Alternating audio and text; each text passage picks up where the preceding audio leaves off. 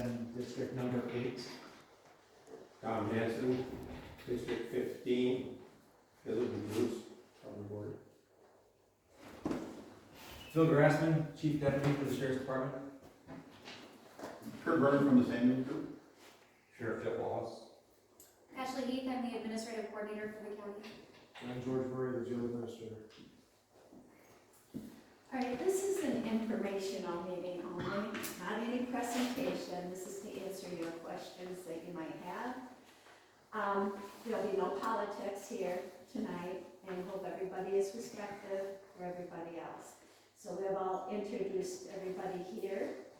And the next thing then would be Kurt. We're going to ask him just to give a brief explanation of the jail construction and the cost breakdown. Good. How brief would you like it? How many of you were able to attend the town hall meetings that we had already? Okay, so some of you. I don't want to bore you, so I'm going to try to give you a real brief version of where we were and where we are now. So the county has had a study done of their buildings, identified that the jail was top priority in regards to needing to be addressed in regards to just the condition of it, how it's functioning. And then they looked at bringing in professional services to start planning for a new jail. And through the course of that planning, we've looked at multiple different options and iterations, and we've settled on an option right now that would be a 75 bed. It would be built across Minor Avenue, south of the existing courthouse, with a skywalk connecting this housing unit over to the courthouse for a secure connection. The cost for that is $38.5 million. The board is considering taking action on that here in the near future. And we went through the town hall meetings and kind of given an update in regards to why do we need it. And if you have questions pertaining to that, I don't want to do the full presentation again. We can address any questions we have about the need. I did present new information to the board on Tuesday, and most of you have this here today. I'll probably go into more detail on that cost as Sue has asked me to do. But are there any questions on the background before we get into some of these options? Yeah, go ahead. I apologize, I haven't kept up with this. What is the need for the new facility? Okay. Have you been on the website at all? No. Okay, so there is a website. It's ruskcountyjailproject.com. Spend some time on that tonight. I'll do a much better job of explaining it than I will here without showing you photos. So the jail itself, it'll be 40 years old this coming year. And it is a linear jail, and there's many deficiencies in the jail, not only from life of the building, but also from a safety security measure that need to be addressed from a DOC perspective. And I think that's kind of a, I don't want to say a misnomer, but there's an element of that where the jail staff have a difficult time properly classifying their inmates.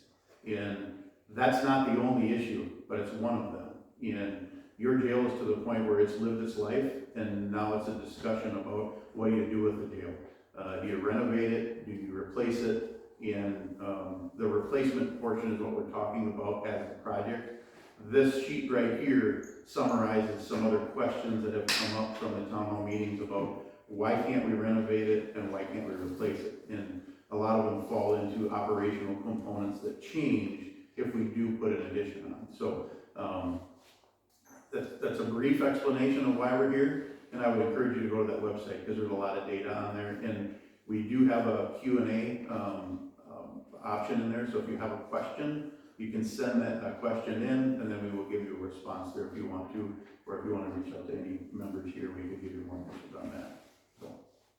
Kurt, could you just talk about one of the major things is the Department of Corrections? Yeah, so the Department of Corrections oversees all jails, and when we talk about the classification piece of that, what's happening throughout the state, not just in your jail here, is the jail population has changed from where it was 20 or 30 years ago, meaning that the individuals are in there for different reasons, and there's a lot more needs in regards to those individuals, and being able to properly classify them. The old jails were not constructed to do that, and what the classification classification means is that's a separation of those individuals that are in that population, in that housing unit, so that they don't cause harm to one another, they don't cause harm to themselves, and that they can be properly monitored based on what they're going through. Many people that come into the jail today are under some kind of an influence, and they've got to be able to be monitored, and they have to be separated, they have to be able to be taken care of because of the special needs that they have.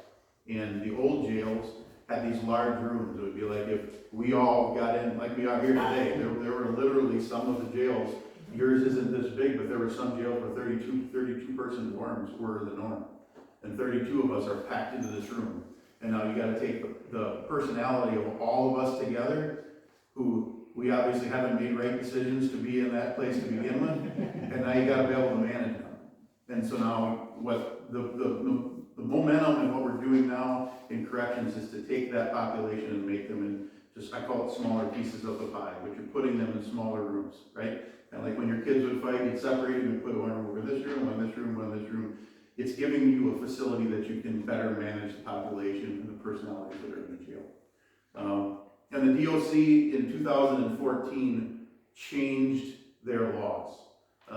In a lot of counties, including yours, haven't been able to comply with those laws the way that you should because your building doesn't allow you to. And that's where many jails right now are being either replaced, they're being moved, they're being renovated for different reasons, and obviously classification is a piece of that. So for about 10 years, you guys have been out of compliance, and that's part of what Sue's talking about. That's one of the reasons that this element is here. But it's also that your building is, there's a lot of needs in the building that need to be addressed.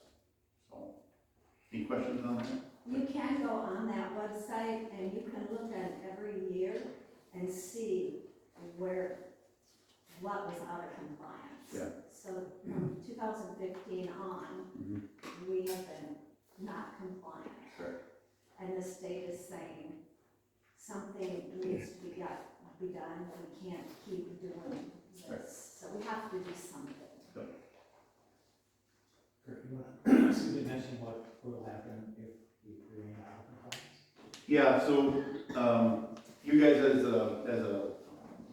the DOC views you from a double bunking perspective is that there are some cells where you're able to double bunk. The double bunking will be removed. You guys have a 52-bed jail. When the change in that approval of what those bed numbers will be, you will be below 20 beds. And in that 20-bed number, there is an 85% factor where they consider you full when you have 85% of your beds full. And the reason for that is when fresh arrests come in, there has to be a place to put them. If you're full there, how are you managing that? So technically, on a 20-bed facility, you're full when you're at 85%, so you don't have 20 beds to be able to put that in there. So if you're not compliant, your bed count is going to go down, which is obviously going to drive what your out-of-county components are. If we look at what your ADP, your average daily population, it's right around that 40 number. You're upper 30s, and sometimes you get into the lower 40s.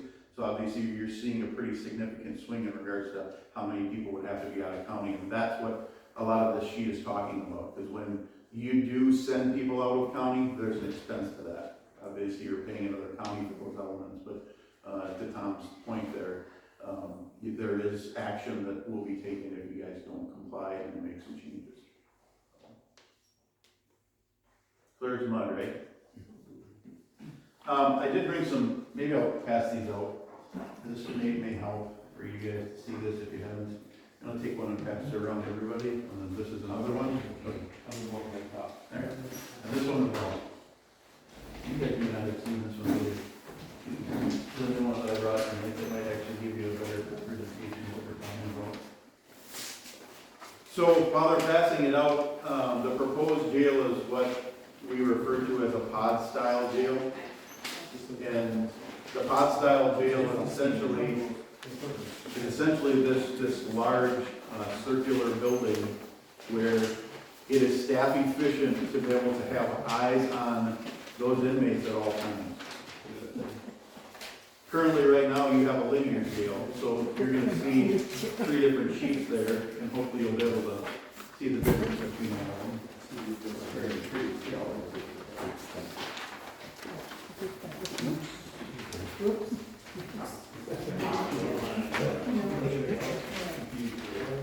This is the difference. This is the difference design, okay. There's several different designs being, blueprints being built. Okay. We don't have a great deal on sheet.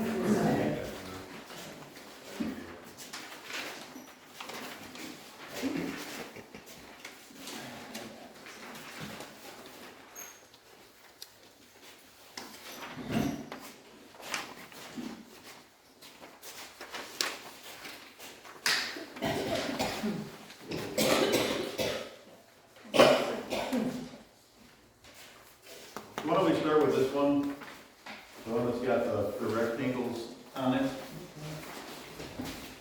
This one here, these are not final floor plans, these are models of different types of jails. We don't specifically show the floor plan of the jail that we're proposing, because you don't want that out for security purposes. These here are going to give you a representation of the differences between the different models of jails. This one here is what you currently have. It's a linear jail. Again, it's called linear because it's basically a line or a corridor of cells that are on either side of the corridor. These spaces that are on the outside with the arrows in it, those are the day rooms.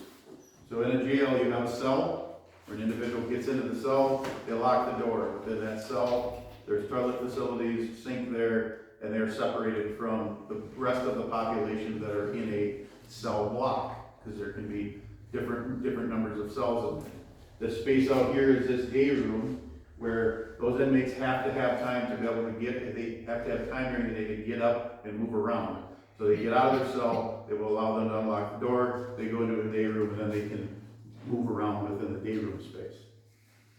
These stars that you see here, asterisks that you see there, are what we call posts.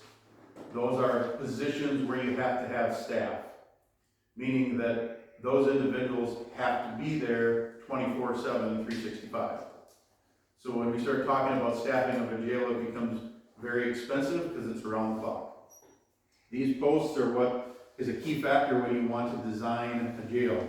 You want those posts to be as minimum as possible, because obviously the less people that you have to pay to function and operate a jail, the cheaper it's going to be over the life of the building. In your linear jail right now, it's a 3-post design, so you have somebody that sits in this jail control area.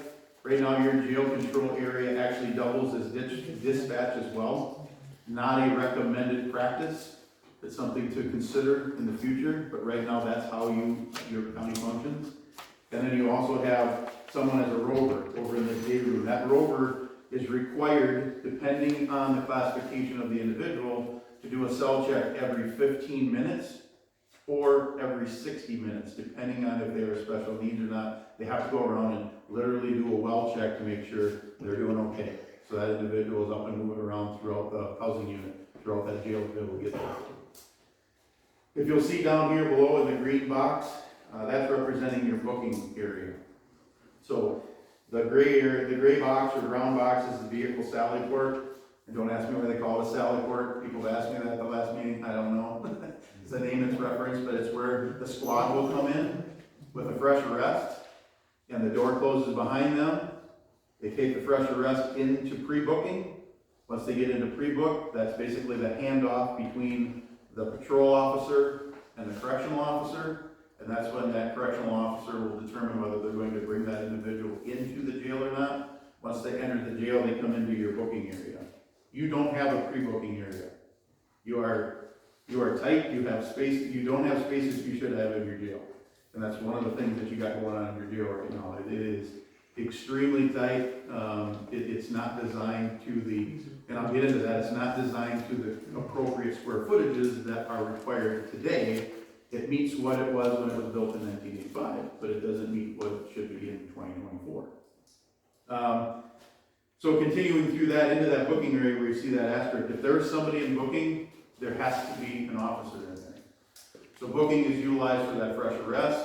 They will typically have that individual in booking anywhere from 24 to 72 hours before they determine whether they are going to go into general population or whether they will leave. And that individual, somebody has to be there to monitor that. Those booking or those receiving cells that are in booking are very important. You guys have 2.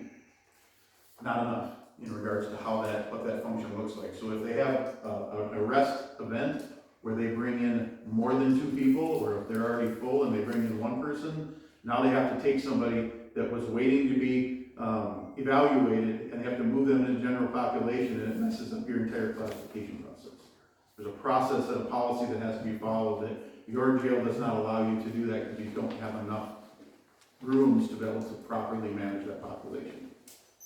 So this linear jail has multiple issues going on, and that's why I would encourage you to go to your website. Your jail right now still has the old bars, like in the Barney Fife days.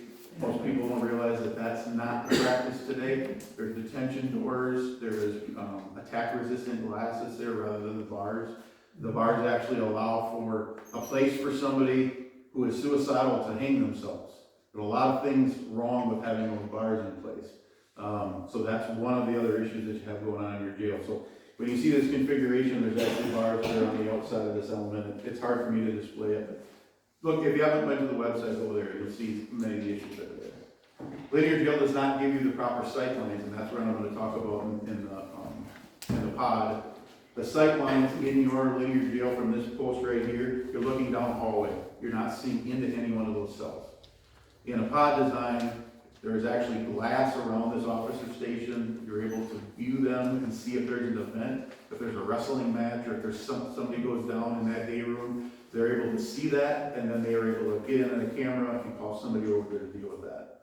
The individual that's in that jail control does not leave that post. They can't leave the post. They are controlling the jail. They're controlling the doors, they're controlling the intercoms, they're monitoring all of the cameras. They are the ones who have the heart, their pulse on the heart rate of the jail. They cannot leave that spot. And they're basically looking down a corridor, or they're looking into the cameras right now.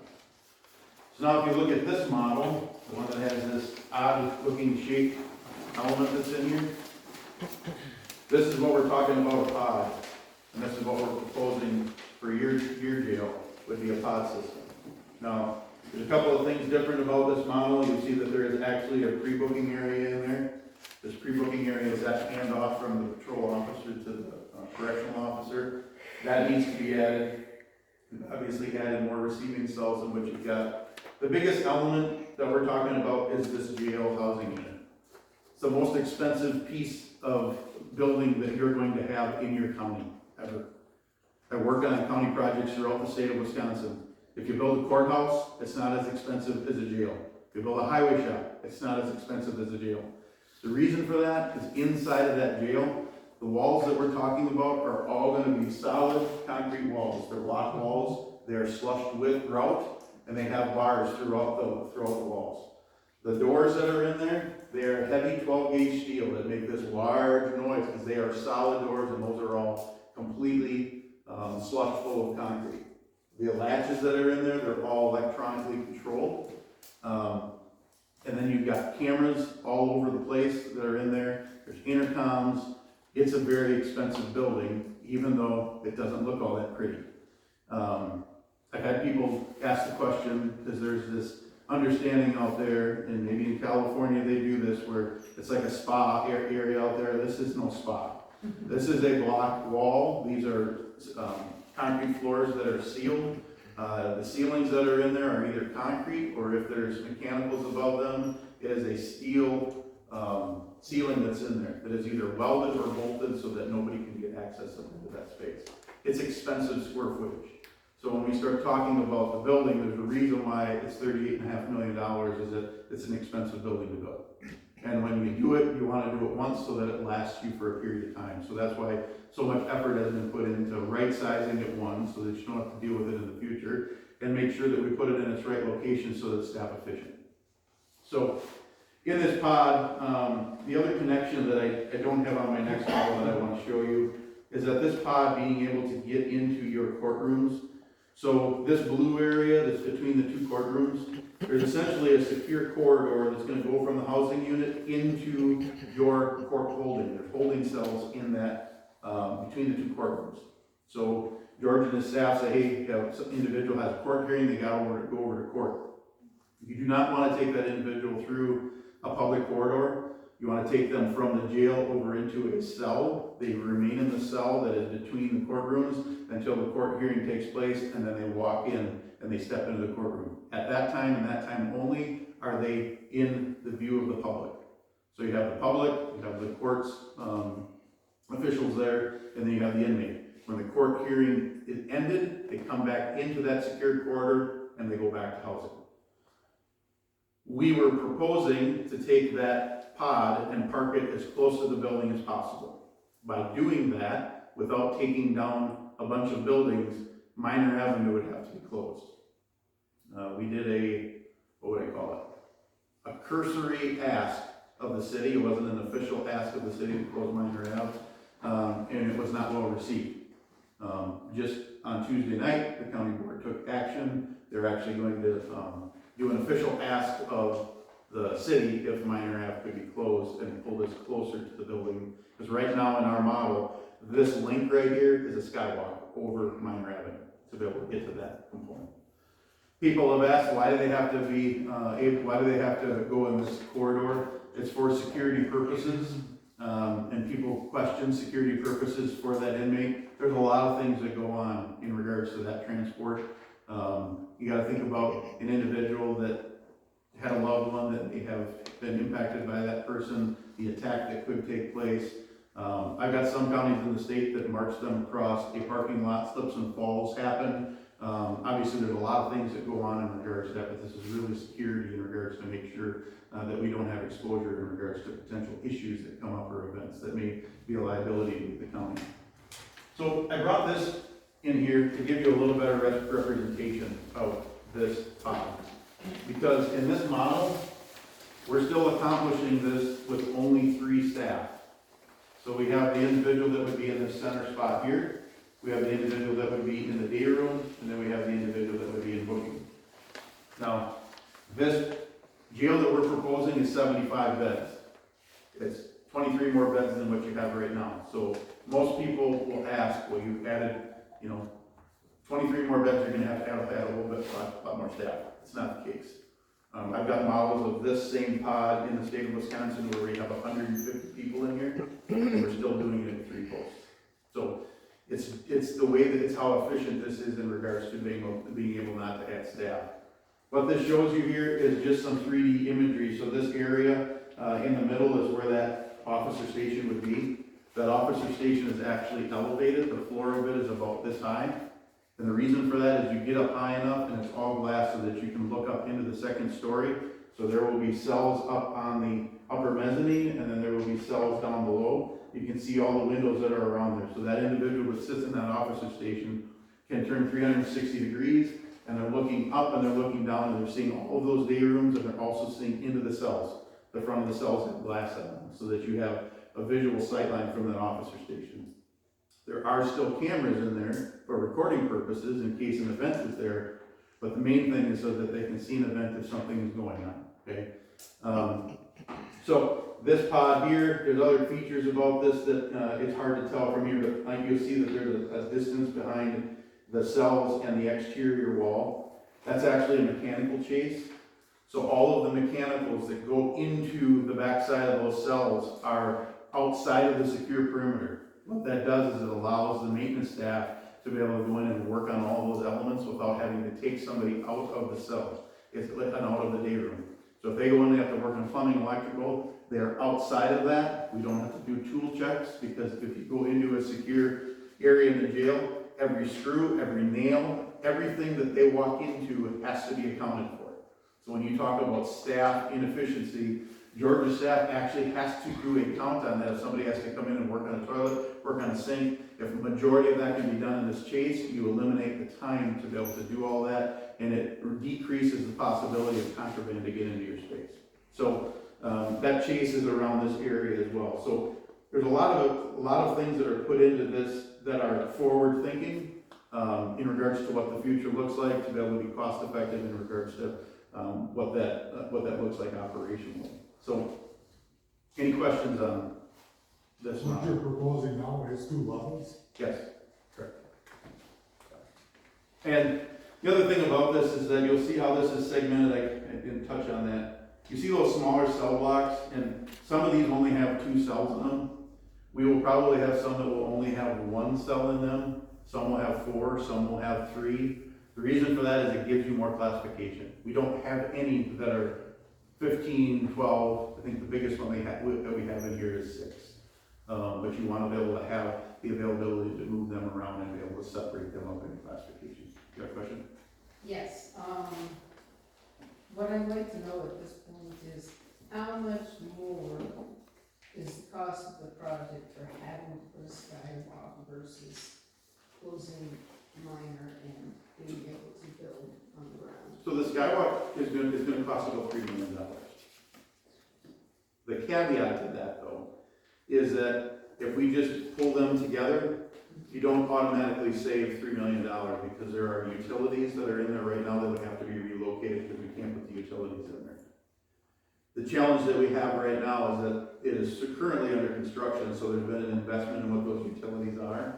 So what I told the board is there's going to be savings to be able to pull it in. It's just that you won't save all $3 million, but it's going to be a savings of what the utility relocation would be versus the skywalk. And obviously, ongoing operational and maintenance elements to be able to deal with the skywalk and things associated with it. So that's why initially we said this is the best option, but it's not that we can just check the box and say it's $3 million. It will be a savings, but we won't know that until, if it's approved, what we would do with utilities.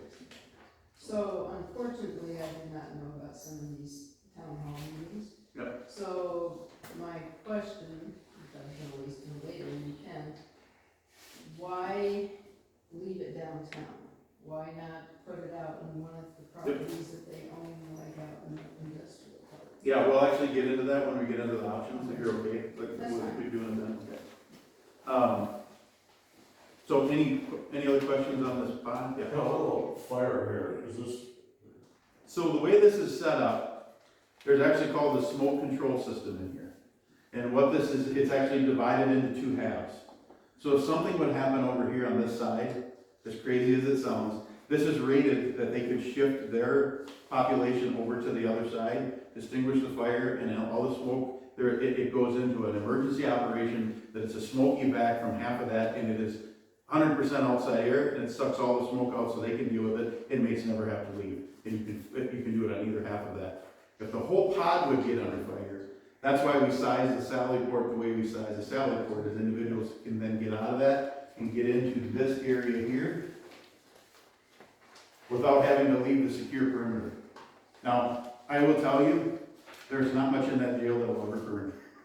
It's going to be concrete and steel, but in the event that something would happen, that's how these are designed. So, okay, I got 4 more questions. keep going, yep.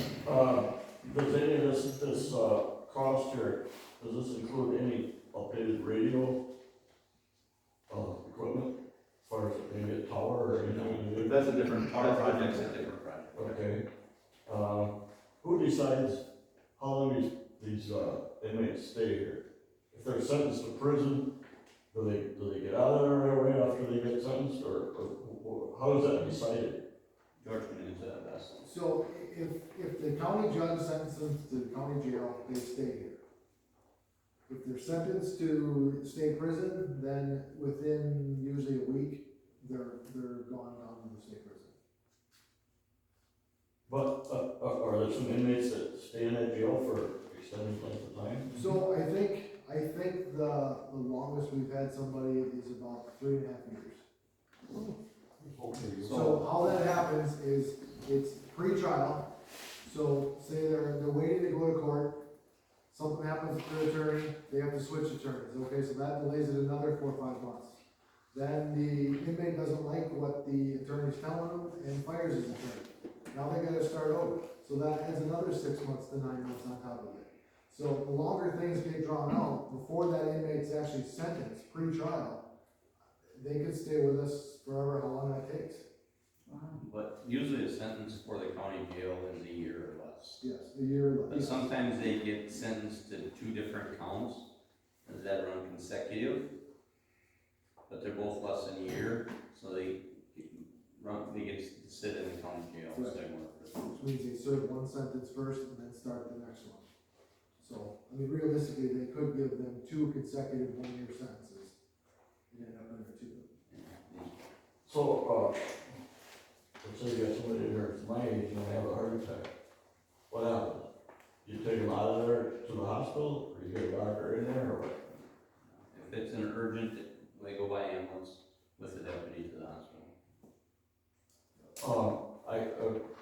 You didn't mention anything about visits. Can you visit in the jail, and where would that take place? Yeah, again, this isn't the exact floor plan, but we do have, visitation areas where it's always non-contact visitation, right? But I will tell you that more times than not, what's happening in these jails right now is that they're doing it remote through, I'm gonna call it the internet. There is a way that they can do that. They have to pay for it, but there will still be a place where if they don't wanna pay for that, they can come in and visit their individual, but it's non-contact. This isn't, again, this is a model, this isn't the floor plan, but that will be incorporated into that. It is at the point now that you can actually visit from your home. Right. Via, There's a kiosk on the wall in every housing unit right now, that if you wanna visit somebody, you log on to the website, the sidnet.net, you set up the time that you want, and at that time, the machine on the wall will alert the inmate that says, hey, you have an incoming visit, and then it's all by video. Okay, other questions on any of these colorful diagrams before we get into the dollars and cents? Is there anything else you want me to cover on any of that? No, that's just other questions, so that's what this is for. Yeah. Oh, I know you can't see 40 years into the future, but is there any type of thinking ahead of when this becomes obsolete, Obsolete. unusable? Well, when are you gonna have to do this again? Right, yeah.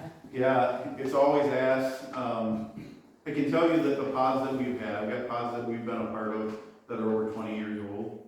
The only thing that they've been doing to that is adding new cameras, because the camera technology is changing. I mean, it's crazy from even 20 years ago what we put in until now.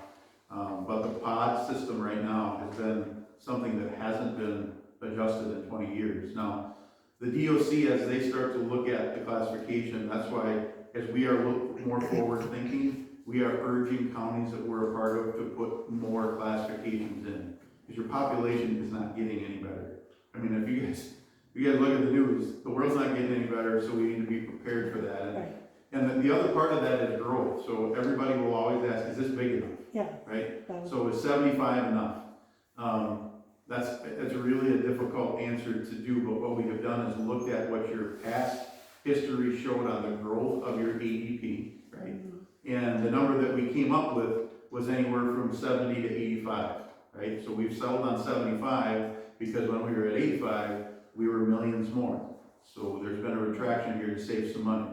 And there will always be a sector that will say, is it big enough? And that's the difficult part about it, because if we grow this to 85 or 100, you're adding millions of dollars to it, and the question is, will we ever need that? Right. When you need it, you're gonna look back and say, I wish we did it, but right now it's a question of, So can you afford it, right?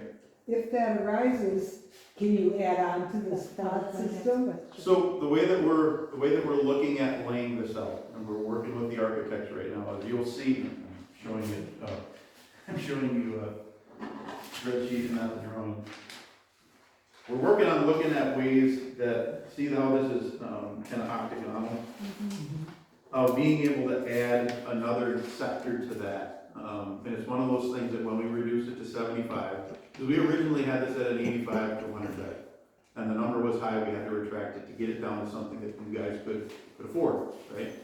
So we're looking at a design on this back side that basically one wing of this could be added in the future without shutting down your jail to be able to put that in there. So it would be an investment in the future to put it on, but it's not like you can't do it with adding staff. And it's all under the premise that we don't want to add another one of these because you add 3 more people to the tune of about $500,000 per post. So every one of these stars that are on here as a post costs you about $500,000 annually. And you pay for that forever. So we want to find an option where you don't have to add one of them goals, because you don't wanna have to pay that, because you gotta take that $500,000 today, and in 20 years, what do you think that number's gonna be? If we consider a 3% cost of living increase, which is pretty average, what does that look like in 20 years? So those are all the things that we're juggling when we go to do some planning for this, so. Good questions, any other ones? Are you able to explain to us the classifications? How many, what it is now, and what you want? Yeah, so the classification piece years ago was male and female, and you had minimum, medium, and maximum. So you essentially had 6 of them. That's another topic, is everybody hears this whole transgender and they say we're building this for transgender. You're not. The reality is we're preparing for it, right? So that you can manage it, but that's not what's driving this. And again, go to the website because you'll see how those all start to fall into play. The example that I give the best is a county that I worked with right here in the state of Wisconsin, is they had a homicide. And there were multiple people that were involved in that homicide. And when they brought in all those guys, they all were classified under the same issue. They were there for the same reason, but they could not park all of them in the same area. Because I'm walking up to Jeff and saying, hey, what are you gonna tell them? Here's what I'm gonna tell them. Yeah. So we're cooking up our story, right? So now if there's, just pick your number, right? So if there's 2, 3, 4, this one I think had 5 or 6 individuals in it. All of those individuals filled up a cell. And in the model that I had over here, when you have a cell block that has 8 to 10 in there, you can't put anybody else in the cell block. So now one individual is consuming 8 or 10 beds, whatever the size is. And now your capacity has just been shrunk because of an event that happened outside your door that you have no control over, but now you gotta manage that. Where when we make these smaller, if it's 1 or 2, and I park somebody in there so that Jeff and I can't talk, now I'm only consuming 1 or 2 beds. I'm not consuming 8 or 10 or 12. So those are the sorts of things that we're running into it. The other ones that is separation for airborne illnesses. We do have elements in here where there are rooms that are under negative pressure. So whether it's, I cough when I say it, TB or COVID, I'm going to be separated from Phil, right? So I'm going to go into this space that's in there. Other elements is individuals that may be family members, or when you're in a small community like this, you don't want to park somebody in there with somebody else that they know. There's multiple things that come into the classification, and the way that they have to classify that is they have to take each one of them case by case and determine how are they going to separate them. Suicide watch is a very big one. You want to be able to separate someone so that they're not being antagonized, they're not issues that are going on. That's a huge piece of the puzzle. People who are coming off of addiction that they have, and how do you separate all of them? So there's a lot of things that you have to do in order to classify. So what used to be 6, right now is in the teens, and you want to be able to plan that if that's going to grow. This receiving block that we have in here becomes very important, so that's why when we're looking at these receiving cells, the ones that are down here, you can pull them out of GP and you can treat those as a separate classification for a period of time. So it gives you additional ways to manage that. What would you want to cover? Yeah. Okay. I have a question with the pod units. Obviously, it took how many, hundreds of years or whatever to go from the linear to, Yep. hey, we have this new pod design that seems to be working better. I'm sure we're probably not to this point, but is there anything kind of in the thinking of like, oh, we might be switching to this other type of layout or? No, and we work in multiple states. And I would say Wisconsin is actually ahead of the other states that we're working in regards to the long-range thinking of where those elements would be. But this gives you a flexibility. I think it's more about flexibility than anything, because the building itself is constructed that it will stand the test of time. It's a matter of what's the number that looks like in there, right? And the only other thing that I would say, and that's why when we've been doing these special needs cells, we've actually made them multiple, because the special needs aren't going away, and the separation has been a key piece. So singling them out so that you can deal with negative pressure elements that are tied into that. The other piece that's in here, and I'm sorry, we're jumping back and forth, is programming. You guys do not have the space to program. There will be a space in there for programming, and what that essentially is, it gives a space. It's basically a classroom for these individuals. who made a mess of their life, right, and they're in jail, get some time and some corrective help to be able to correct what they've been doing wrong, so that when they get out, they can become an effective in a part of society that makes a difference, right? Because one of the things that you see in jails where you don't have proper programming is they just come back. You get out for bid, and you see them back. Frequent flyers, right? They're in and out. You want to have programming so that you can help correct their actions. And there are some people that say, there are some people that will never change, and there are some that aren't going to. But if you can take a percentage of that and make a difference, it's well worth the money that you've invested in the community to get that taken care of. Okay, so let's look at this sheet. Sorry if it's a little small, but this sheet we created based on our town hall meetings.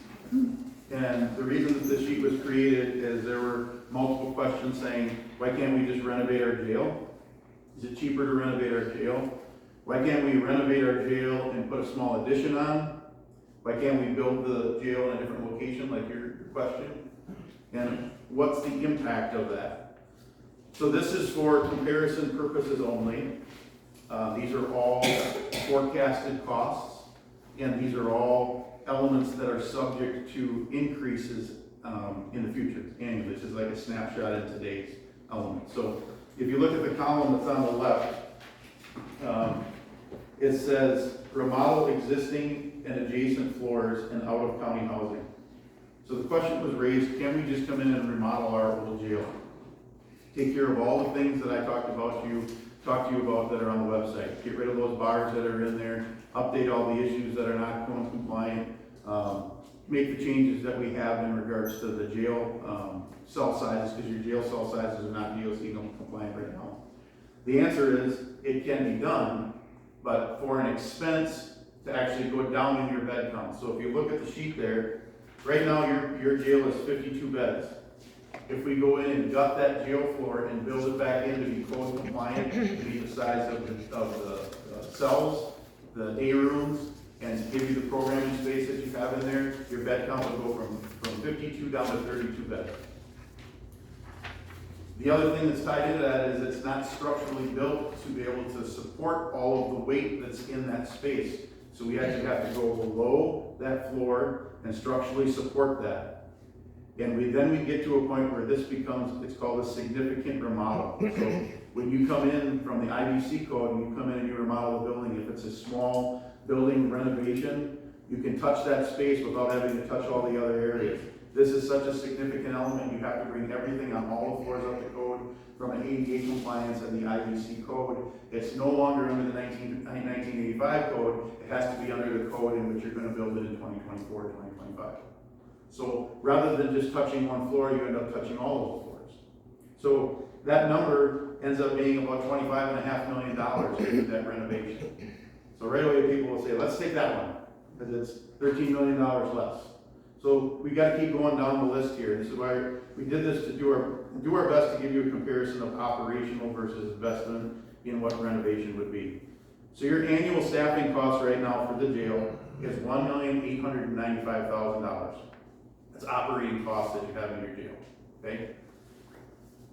The out-of-county bed cost, that's the next line item there.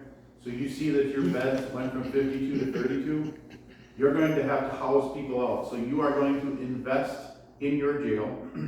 You're going to spend the money to bring that up to code. And now you are still going to have to house out of county, meaning you're going to have to rent a cell from a neighboring county.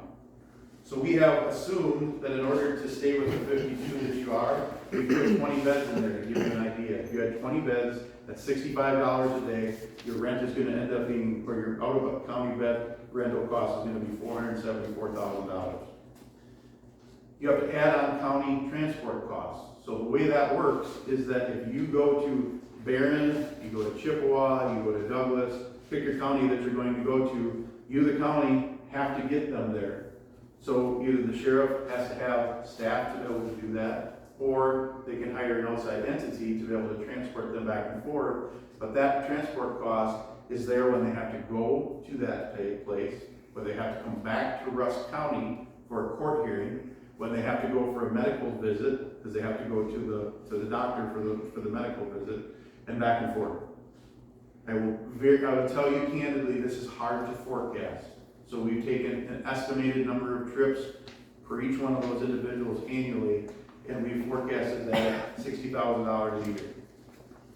It scares me that that may be light, but we want to be somewhere in the ballpark, right? But again, think about, that's in today's dollars. If you make this decision, you're still doing this 10 years from now.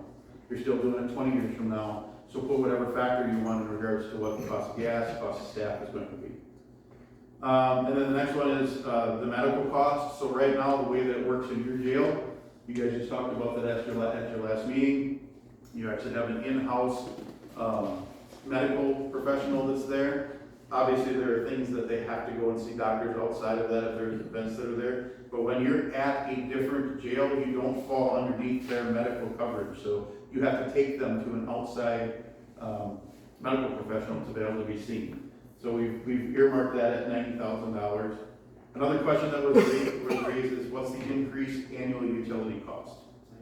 There is 0 in here right now, because we're not proposing to add any additional square footage. So we're saying the building's gonna stay the same, gonna be the same annual utility costs.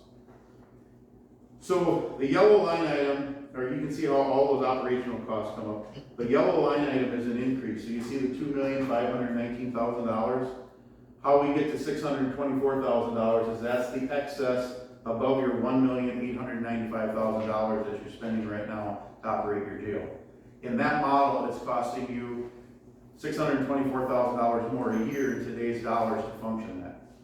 The reason that that's important is if you go down to the red, and I'm sorry, it's hard to see the black and the red, you will see that that's the increase in what your mill rate would happen from an operating cost.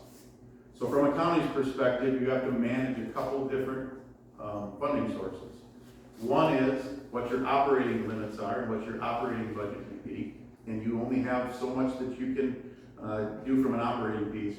You cannot borrow for operating costs, so you can't go back to that. You have to then come to the taxpayers, and you have to go by referendum annually, or you can do it multiple years, increase your taxes to be able to pay for running the jail. This number here would be 36 cents per $1,000, and that's under that $624,000. If it increases in 2025 because the cost of living went up, that number is going to go up in regards to what that operating cost would be. The green down below, you have to borrow money to do the renovation. So in this model, you're going to borrow $25.5 million. Your taxes are going to increase 48 cents to pay for the borrowing. So you're going to see your taxes are going to increase. You'll see county increase come up combined of, you see down below, the combined mill rate will go up 84 cents per $1,000 in that model. Because some of it's going to be operating, some of it's going to be the debt service for the borrowing. In the green, what you pay for that goes away in 20 years. The red stays there forever. The green, the way that when you do a borrowing and you go on and borrow $38.5 million, it's a 20-year general obligation bond. So in 20 years, it's paid off. The red will always be there, and we haven't added a factor, but I think you need to add a factor of what the cost of living would be over the course of that time. The two purple lines down below, these are ones that we've earmarked as general fund, meaning that it's going to have to come from the county's general fund, or they're going to have to come up with a different way to fund that. Because in those models where we talk about out-of-county housing during the construction, in order to get this done, it's going to be anywhere from a 24 to 30-month process. That's what you're going to spend during the construction piece for that period. The reason that we're comparing that is there's models over here where you will not have to move anybody out of that place while you're building a new building. You get it completed, you move them over, and then you're done. So this is from comparison versus you think about what your first cost will be from the options. And then the one down below is the relocated lease cost. So on the first floor of your courthouse right now, those people would have to be displaced while we're doing the work in there. Where are you putting them? Where are you putting the sheriff's office? Where are you putting the police department that's there? And then obviously on the second or on the third floor, when we start to do renovation up there, we have to find places for the courts and all those elements. I think that number that we have in there is like $1,750,000. I think it's going to be more than that, but at least it's a placeholder so you can. The first question I asked our team was, where are you finding it? And I got the deer in the headlights look. Where are we finding a place that's going to be able to make that work? and how do you get it prepared for that, okay? So, I won't bore you going through each line, but I do want to show you up on the top the difference between all of these. So, you get the gist of what's in each one of them. Those lines stay the same, but the numbers are different. And here's why the numbers are different. On the second one, in this model, we would do the exact same remodeling that we talked about in phase one. But the question was raised at one of our town hall meetings is, can't we just add a small housing unit, one of these, there, like in the parking lot? Can't we just park one of these in there? And then we don't have to go across the street, we don't have to do a skywalk. Can we do that? The answer is you can, but you gotta understand the ramifications of that. So the place to put this would be on the south side, where I don't know how many of you are familiar with the courthouse campus, but there's actually 95, 96 wing that was there. That would have to be taken down in order to fit this up in the corner to get it next to the courts. And then you gotta pay for this building to build it. You've gotta renovate everything that's in there, and then you've gotta create space for the people that we displaced in that building. First of all, we gotta demo it, and then we gotta have space for them to go in there. So your first cost in construction is about $48.5 million in that option. The biggest piece of the puzzle in this one, remember I told you those posts? We've just added red stars in this one as well. That these 3 stars over here had to stay, now we gotta add stars over here. So your operating cost is almost doubled. It's $3.6 million to operate this model. So you can see how things change down below. We don't have, the out-of-county expense wouldn't be there, because we factored at that 52, so you wouldn't be housing out of county. You'd be able to take care of your population here. But you can see that your operating cost is significantly higher. You're at $3.6 million, it's 1.750 higher than what you are right now. And you can see what that operating levy impact would be. It would be $1 on your per $1,000 to operate it over your current operating budget. Down below, you can see that the number is significantly higher in the green as well, so your total impact would be $1.92 in that scenario. And you still only have 52 beds, the same that you have today, to get to that number. The third option would be, because there's been some questions about, let's just get out of the jail business. This happened with a lot of counties. We don't want a jail. It's a headache, let's give them to the neighbor. Let's just ship them out. Somebody comes in, send them to the next county. The reality is that if you do that, you still have to have a place, we're calling it a receiving center. You still have to have a place that when the sheriff and his patrolmen have a fresh arrest, they've got to take them in and book them. They've got to hold them. They've got to take care of that situation right here before they call up Barron, Douglas, Chippewa, and you pick the name of the county and say, hey, can you take my individual for a long duration? The number to have those receiving cells we categorize at about 10 beds. So you'll see that the renovation cost has went down significantly. The reason that we plugged a number in there is if this is your 30-year solution, you're going to have to address all of the current deficiencies mechanically, electrically, for those 10 beds, for those 10 receiving cells, and there's going to be some construction costs on that, about $4.5 million. What you run into down below is you'll see the significant difference in your out-of-county expense. So we're showing $949,000 a year annually in today's dollars for the bed rental. The transport cost goes up because we've doubled the bed count that we're going to be out of county. Same thing with the medical. You can see they've doubled from the first option, which gets us down to an increase of almost $1.3 million over your operating budget, which in the red gets you to 0.71 or 71 cents per $1,000 of an increase. The green is less because you're not borrowing as much, but you do have some out-of-county expense that's in there because while under construction, we're going to have to get those inmates out of there, so you will have, in the purple, there's going to be something that's going to hit your general fund that will pay for that. The fourth option is the jail with the skywalk, so that's the model that we're talking about. That is 75 beds. I want to make sure you focus on that. We're getting 75 beds in this model. It's $38.5 million. Our operating cost stays the same. We still keep it with 3 posts. We don't have any out-of-county expenses. There is an increase in your annual utilities of about $93,000 because you're putting a bigger building there. You're going to have to pay for more gas and electric in regards to that number. That number was pulled from the utility cost of recent jails that we've completed. We've looked at it over the course of the last 3 to 5 years. Again, those can be changed. That number can change based on your therm rate, whatever it is in your community. So there's a variable there, but we have to put a placeholder in there.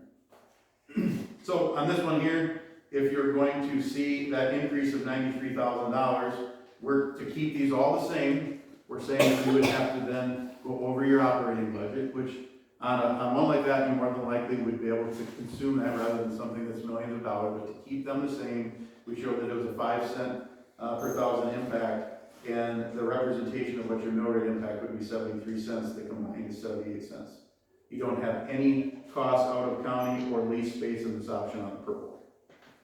The one on the far right side is if you don't build it anywhere on your question there, let's find a different site. Again, we don't know where the site is, so I have increased the cost of that only because I have an unknown of what is the site cost going to be. Downtown, we basically have a parking lot that's already to grade. I'm calling it pad ready. If we get to a new site, we may have to deal with clearing, grubbing, bringing utilities in. So there's a variable that I've added in there, about $3.5 million. Now, if you find a site that has close utilities, it's probably going to get much closer to $38.5 million if we keep program the same. Square footage is the same, it should be very, very comparable outside of the site components that are in there. The only other variable on that is the transport. So if we park a jail somewhere else, you're going to have to determine what that distance is, because we put a placeholder in here. They will have to pay their staff to be able to get them to court back and forth that they don't right now, because they'll be walking them through this connecting corridor. So you see the difference in operating costs on that one is obviously the transport to court. It's the $93,000 for utilities, so you have an impact of 12 cents in the red. And this one here, just because it's at 42 million, again, if we find a site that's comparable in utility costs, it would be closer to that, but that's at 80 cents. So the combined is 92 cents in regards to your impact. The reason that we put this together is that it's to show you that any decision that is made is going to cost you money. And it's a matter of do you want to spend money to ship it to a adjacent county to be able to deal with that issue, or do you want to invest in what your infrastructure may look like? Because that's the element I think as you as taxpayers, and I work with a lot of sheriffs, and I think just the same way, they're never big fans of saying, hey, we need a new jail. I've had sheriffs throughout the state tell me that's a good way for me to lose my job. But the reality is they have to be the voice of reason to say, this doesn't work anymore.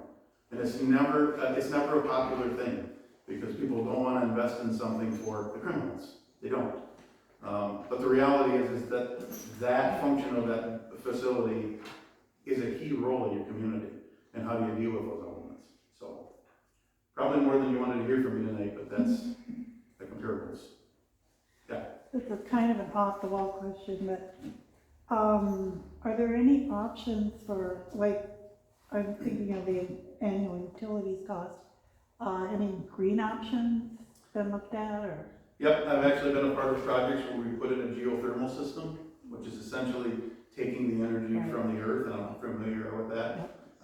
We haven't explored that here just because of the connection and the thing that's tied into that. What happens with that is that the return on the investment on them is typically in that 20 to 30 year period.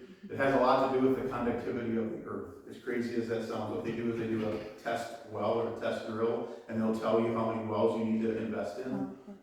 We did it on one, and it's been very effective. I mean, their ROI, they originally had forecasted it was going to be about 20 years, and they actually turned it around in, I think, under 15. This one right now, we're not looking at the geothermal. Solar up north, PV is a big discussion. The energy consumption of a jail is crazy in regards to what is needed. And up north, we never see the payback on that. That's less than 30 years. But right now, we're at a schematic design level. When we get into DD, we will evaluate all of that. We'll bring it back to whatever committee is set for it, and they'll determine whether they want to do that investment or not, depending on the ROI. So it'll be a consideration. It's just a matter of what's the best investment. Just curious. Yep. Yeah. So, on a positive note, if we go to the 75-bed jail, doesn't that leave some potential of income for leasing out our space? I always tell every county, don't bank on it, but more than likely, because you put some growth factor in there, you would have beds that you could then. At least for a while. Oh yeah, I've got one jail right now that they opened it up a couple months ago, and they're already parking 15 to 20 people in there and generating revenue. So it's a possibility, but I always say don't overbuild to do that. Build it for your growth, and if the beds are available and your staff are capable of doing it, by all means, do it. So this question that George probably answered, I've heard rumors that a lot of these inmates now don't have to actually go to court, they do it by video conference, is that true or false? Well, it's your right to be in person. If they want to go, we have to take them. Okay. A lot of times, the attorneys are not from the area, and they can do multiple counties at a time, so they would rather do it by video because they can do more today. But it is your right as the offender to be in front of the judge in person. So if you wanna go to every court appearance, regardless if your attorney's here or not, we have to take you up there. So do more and more of them opt in for the video, or they go out just so they can get out of jail? It's There kind you of, go. a lot of them just wanna go see something different. Right. But that would also play into how awful it would be for us if we were housing out of county. So there's actually a state statute that says any inmate has the right to be present at any evidentiary hearing. So almost every single hearing is evidentiary. So if we have an inmate in Dunn County, and throughout the course of their time incarcerated, they have 17 court hearings, they can say, I want to be present at every single one. So it'd be a huge pain. Because you don't have to pay for that, they do. No, we pay for that. We pay for the transport there back. You And that's 2 trips. It's our. And they go get them and come back. No, I'm not saying our, I'm saying if we lease that space, is that what you're saying? No, I'm saying if we have to house our inmates out of town. Oh, I don't think that's a good option. Okay, then just explain that. I just wanna make money by bringing people to us. But just kind of understand, shipping out. If we ship it out and we say we've got 4 inmates today that need to go, we call Barron County and they say, we don't want them. We call Chippewa County, we're full. I can tell you right now in Douglas County, one of the bigger jails that will take anybody for a price, has a third, 45 inmates in Barron County right now because they don't have the staff to run their jail. So that's not an option to go there. So now we're probably looking at Dunn County or St. Croix County, maybe Trimble. But now, if they don't take them, and they don't have to take them, even if they've got space, they don't have to take them. There are inmates. And I can tell you what, when you send an inmate out, if it's a troubled inmate, they ain't taking it. And I can tell you what, if they got one that's troubled, we ain't taking it. I mean, because nobody wants to put your employees at that risk. Yes? Jeff, have you talked to Chris Fitzgerald at all and get his take on any of this? We talk often. Yes. Well, your neighbors, right? Yep. But I wondered if he had any, we did this, don't do it. Or, we wish we would have done. The only thing that I think that they've really changed since they built theirs is added bigger salad work. Because there wasn't room to get the buses in there if they have to get all the inmates out at one time. To my knowledge, that is the only thing that they've changed or added to their judicial center. They haven't built a multi-million-dollar highway shop, but that's been a long time coming there too. But as far as the jail, nothing really. Have you guys heard anything from over there? No, I mean, I think really the only research that we have done as a team looking at Barron County is how much revenue they've made the last 3 years on housing out of county inmates. In 1 year, was it just over $1 million 1 year? I mean, just over $1 million just in 1 year by housing out of county inmates. Yeah, but if we've got a brand new jail in Barron County and a brand new jail in Chippewa County and a brand new jail in Eau Claire County, how many inmates are we gonna be able to? So Marathon County, which is in Wausau, a couple times a year asks for a standing contract of 25 or better because they're way over capacity. I believe that, that's why So, the regs and but laws. there's a lot of smaller counties to the north of us that are a lot in the same boat we are, where they need space. I guess that's why I urge, size it appropriately for your growth, and if the beds are available, then rent them. And we've seen counties that have made some substantial revenue on it, so it's a plus, but, don't ever run the numbers and say, well, we can get this much revenue to pair that. Size it so that it's appropriate for yours, and if you can bring them in, then bring them in, be a decision thing. The construction costs, that doesn't include interest or? Correct, the interest, I don't have that in front of me. So. Is it 61 million? Okay. Principal and interest is 61 combined. And the revenue for this is strictly from taxes or Yes. grants, there's Be nothing else? general obligation. I always get that question about if there's grants. I've had I've had counties that have petitioned the state for some of these, I don't know what they're called. They had a couple that asked for millions of dollars and none of them receive it. The response is that they view as that that's a service or something that should be provided by the county in regards to dealing with that. So, yeah, they haven't been a part of one that would be a grant. Yeah.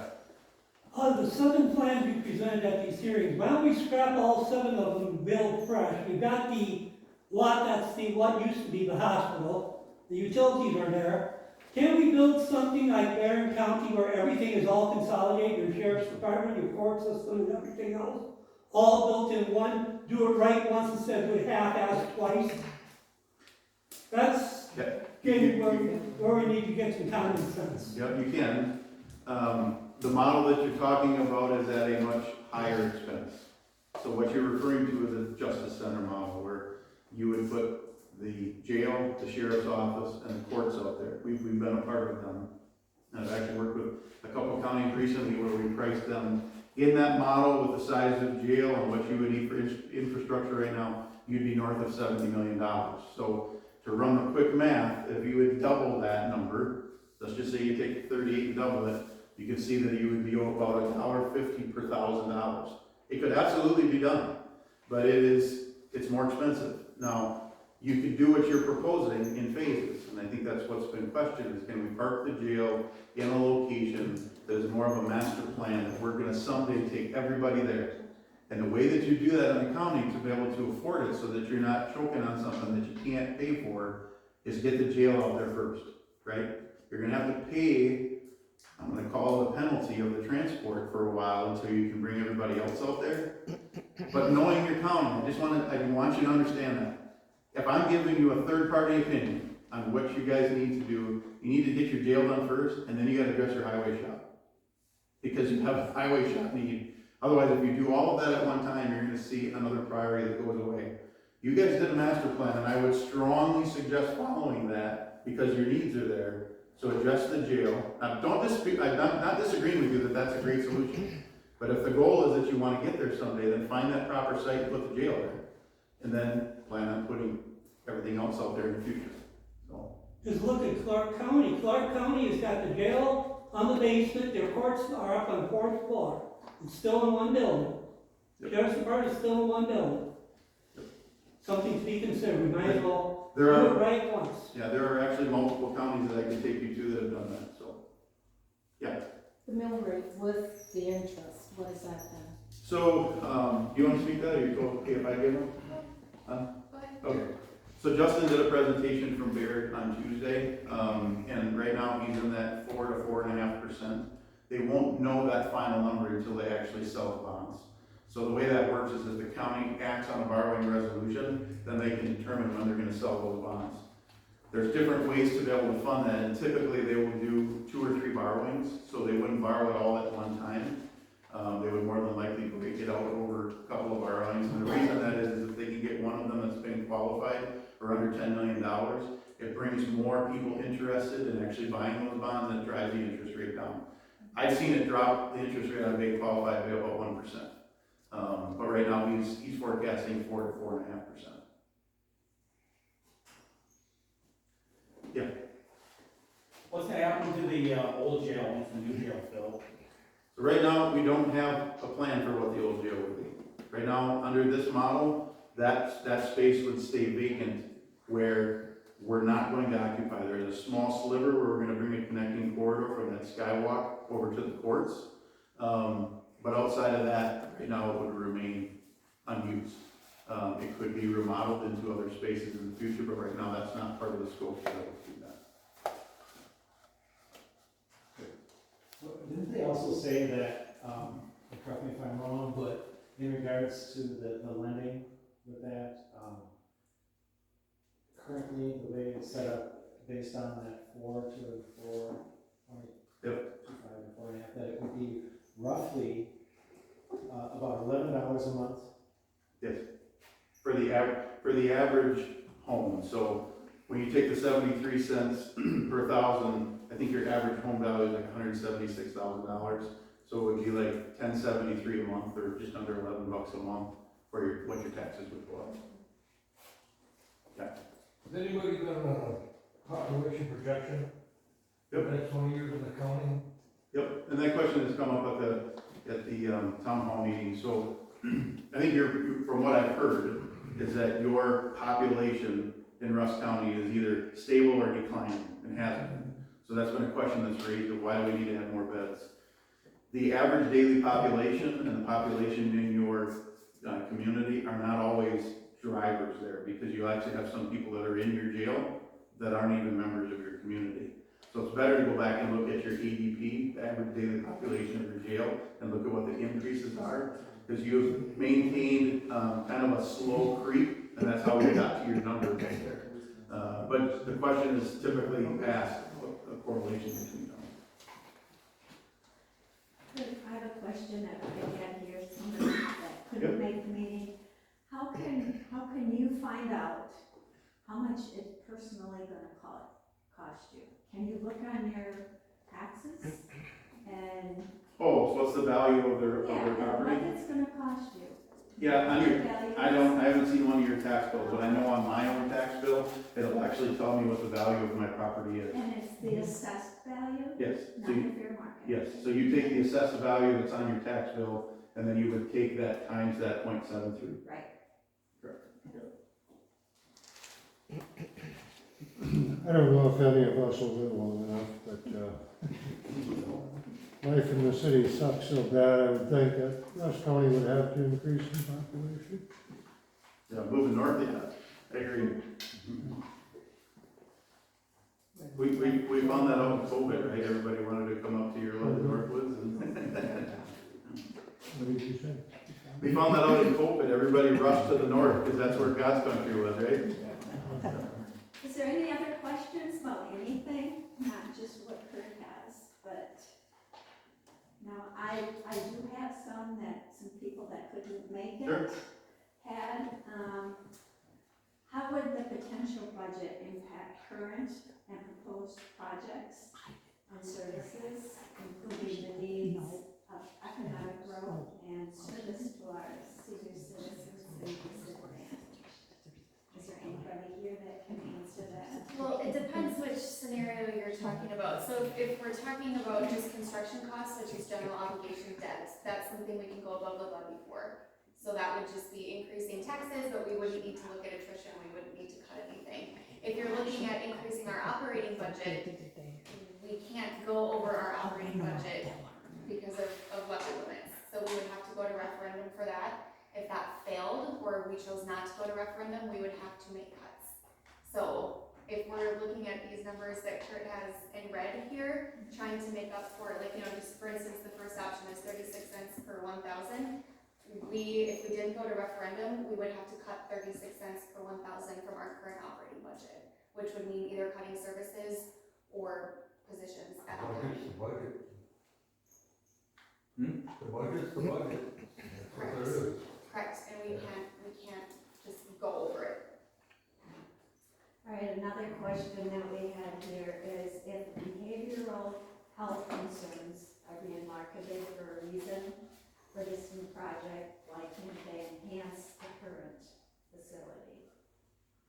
For programming, is that? That would probably be. Yeah, and I don't know, we're not marketing it, it's just the fact that the population is dealing with more special needs. And when we were talking about the renovation of the building, in order to do that renovation, that's kind of in the amount of 1 or 2. We'd have to go back and revisit, what does that look like? Because those changes aren't something that could be easily done with the jail that we have it right now. And you just don't have the programming space.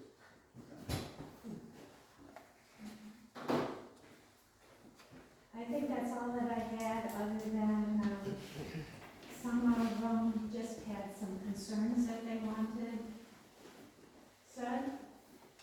We need to step back and ask ourselves, are we investing in serving our taxpayers' needs and quality of life? There are many things that are needed, but will be curtailed in the foreseeable future if the jail project is approved. Their opinion.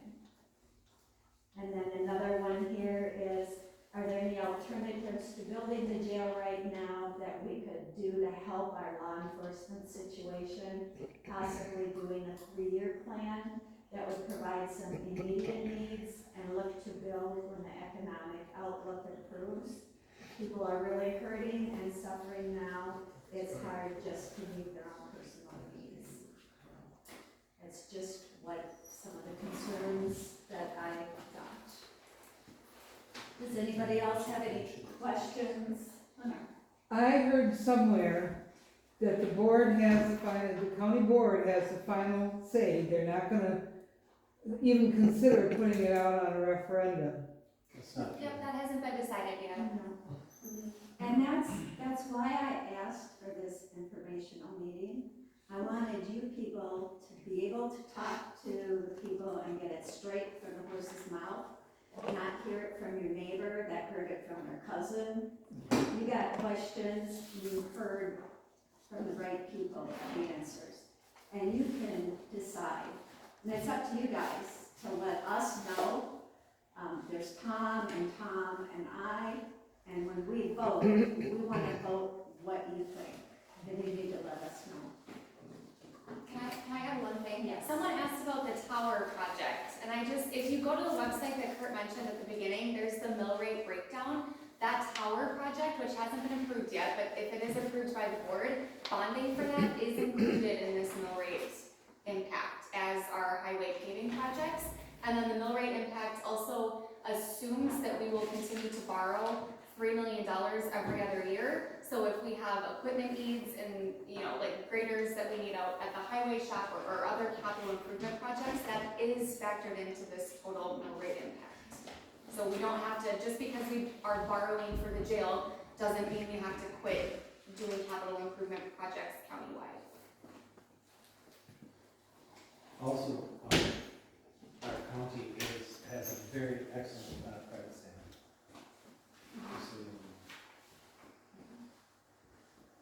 Is there anything else anybody would like to ask? I just have something I'd like to say. Law enforcement is just a fancy word for our neighbors, our friends that have stepped up, that have chosen a life's work to protect and come to us when we need them, when we're in danger. They and their families deserve respect, appropriate wages, and a safe environment in which they can do their tasks, their duties. That's all I have to say. Totally. Okay, I'd like to thank, if we're done with questions, I'd like to thank you guys for coming and being here so we can hear everything straight from you. Guys, if you're in Tom Kudo's, if you're in Tom Hansen's or my district, on the agenda, there's a website that you can go to, and if you go to that website, you can get our phone numbers. So don't be afraid to ask. If you think that it's something we need to do a referendum, that's gonna put everything back once. But if that's something that is needed, then that's what we gotta do. So I'd like to thank everybody.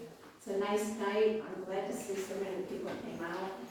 And any concerns or anything, let us know. One portion I have, though, when we talked about if this does go through, what's the start date and how long does it take to complete?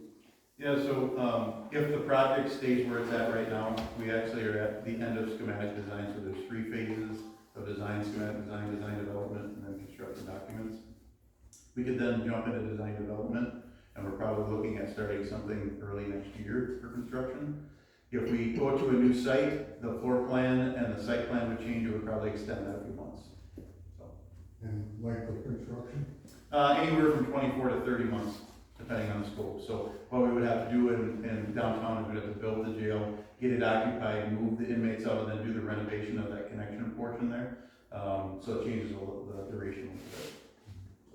Kurt, when does the board have to vote yes or no, or put it on a referendum? When do we have to do this? So I would, from my perspective, from a cost perspective, the sooner the better, because the longer we wait, construction costs continue to go up. That is completely up to you guys when you feel comfortable to do it.